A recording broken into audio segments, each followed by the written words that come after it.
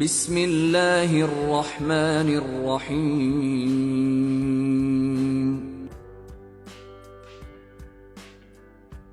আসসালামু আলাইকুম সম্মানিত ভিউয়ার্স, ওয়েলকাম ব্যাক। নতুন আরও একটি ভিডিওতে আপনাদের স্বাগতম। আমরা এই পাসপোর্টের বিভিন্ন স্ট্যাটাস নিয়ে ধারাবাহিকভাবে কথা বলে আসছিলাম। সেই ধারাবাহিকতা আজকে আমরা পেন্ডিং ব্যাক এন্ড ভেরিফিকেশন নিয়ে কথা বলবো। পেন্ডিং ব্যাক এন্ড ভেরিফিকেশন মূলত কেন হয়, কতদিন থাকে, কোনো সমস্যা বা কোন কোন সমস্যা, সব কিছু মিলিয়ে আজকে আমরা কথা বলবো।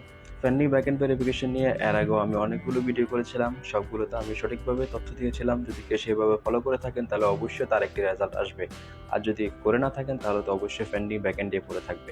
তো আজকেও আবার এই বিষয়ে কথা বলতেছি, কারণ এটাতেই বর্তমানে বেশি সমস্যা হয় এবং বর্তমান যারা এই পাসপোর্টের আবেদন করেছেন পেন্ডিং ব্যাক এন্ড ভেরিফিকেশনে তাদের সবচেয়ে বড় সমস্যা।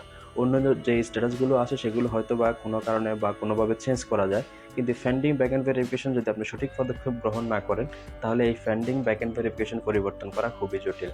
প্রথমে আসি আমরা পেন্ডিং ব্যাক এন্ড ভেরিফিকেশন হওয়ার মূল কারণ কি। পেন্ডিং ব্যাক এন্ড ভেরিফিকেশন হওয়ার মূল কারণ হচ্ছে আপনার তথ্যগত ভুল। অর্থাৎ আপনি যদি কোনো আবেদন করে থাকেন সেখানে যদি আপনি আইডি কার্ডের সাথে মিল না রেখে আবেদন করে থাকেন তাহলে পেন্ডিং ব্যাক এন্ড ভেরিফিকেশন চলে যাবে, সেটা যদি একটি মাত্র অক্ষরও হয়ে থাকে। এছাড়াও যদি আপনি পূর্ববর্তী পাসপোর্টের সাথে বর্তমান নতুন পাসপোর্ট যারা রিনিউ করতে দিয়েছেন সেটার আবেদন মিল না থাকে তাহলে আপনারটি পেন্ডিং ব্যাক এন্ড ভেরিফিকেশন চলে যাবে। আপনার নামের ভুল হোক, আপনার বাবার নামে ভুল হোক, মায়ের নামে ভুল হোক, বা জন্ম সাল মাস তারিখ যেটাই ভুল হোক না কেন, যদি একটি অক্ষরও ভুল হয়ে থাকে তাহলে সেটি পেন্ডিং ব্যাক এন্ডে আটকে যাবে। এক্ষেত্রে আমরা কি করতে পারি? এক্ষেত্রে আমরা সর্বপ্রথম আমাদের আইডি কার্ড যেভাবে আছে আমরা সেইভাবে আবেদন করব, কারণ আমাদের লাস্ট যে প্রজ্ঞাপনটি জারি হয়েছে এই পাসপোর্ট থেকে, তারা বলেছে কেউ যদি সংশোধন করতে চায় তাহলে অবশ্যই সেটা আইডি কার্ড মোতাবেক হবে। এই হচ্ছে প্রথম পয়েন্ট। দ্বিতীয় পয়েন্ট হচ্ছে আরও কিছু কারণে আমাদের পেন্ডিং ব্যাক এন্ডে আসে। যদি আমাদের পেন্ডিং অ্যাবিস ক্লিয়ারেন্স হয়, পেন্ডিং বেসিক সেক ক্লিয়ারেন্স হয়, তাহলে আমাদের পাসপোর্টটি পেন্ডিং ব্যাক এন্ড ভেরিফিকেশনে আছে। এখন বলা হচ্ছে যে পেন্ডিং ব্যাক এন্ড ভেরিফিকেশন যে বেসিক ক্লিয়ারেন্স এবং এবিস ক্লিয়ারেন্স এগুলো কি। দেখুন, এবিস ক্লিয়ারেন্স হচ্ছে যদি আপনার ফিঙ্গারপ্রিন্ট বা ছবি জটিলতা হয় তাহলে সেটা হচ্ছে এবিস ক্লিয়ারেন্স। আর হচ্ছে পেন্ডিং বেসিক সেক ক্লিয়ারেন্স আপনার তথ্যগত ভুলের কারণে হয়ে থাকে। এ হচ্ছে পেন্ডিং ব্যাক এন্ড ভেরিফিকেশন দুটি শাখা, যে দুটি শাখার কারণেও আপনার স্ট্যাটাসটি পেন্ডিং ব্যাক এন্ড ভেরিফিকেশন দেখাতে পারে। অর্থাৎ আপনি এসএমএসে দেখবেন পেন্ডিং বেসিক সেক ক্লিয়ারেন্স, কিন্তু যদি অনলাইনে চেক করেন দেখবেন পেন্ডিং ব্যাক এন্ড ভেরিফিকেশন। আবার হয়তো এসএমএসে চেক করলে দেখবেন পেন্ডিং অ্যাবিস ক্লিয়ারেন্স, কিন্তু আপনি যদি অনলাইনে চেক করেন সেটা হয়তো দেখবেন পেন্ডিং ব্যাক এন্ড ভেরিফিকেশন। আসলে এই তথ্যগত ভুল হোক, ছবি ভুল হোক, ফিঙ্গারপ্রিন্ট ভুল হোক বা স্বাক্ষর জটিলতা ভুল হোক, যে ভুল হোক না কেন আপনার পাসপোর্টটি কিন্তু সরাসরি অনলাইনে পেন্ডিং ব্যাক এন্ড ভেরিফিকেশন অথবা pending back end verification in central system দেখাবে। তো এর থেকে মুক্তির উপায় কি?